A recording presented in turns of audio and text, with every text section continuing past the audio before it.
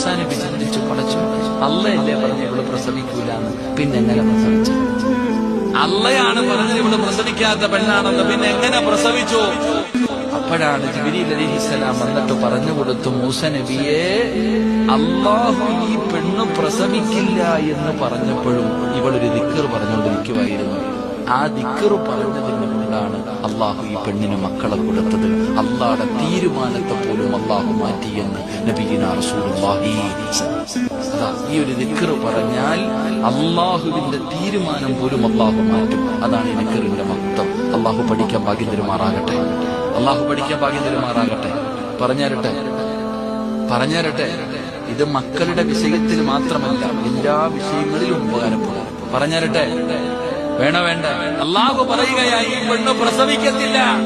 അപ്പോഴും ആ പെണ്ണ് പറയുക, യാ റഹീമു യാ അല്ലാഹ്, ഏ കരുണയുള്ള അല്ലാഹ്, ഏ കരുണയുള്ള അല്ലാഹ്, ഏ കരുണയുള്ള അല്ലാഹ്. അള്ളാഹു കരുണയുള്ളവനാടോ? നീ 10 വട്ടം വിളിച്ച ഒരിക്കൽ അള്ളാഹു ആ വിളി കേൾക്കും. അള്ളാഹു മക്കളില്ലാത്തവർക്ക് മക്കളെ കൊടുത്ത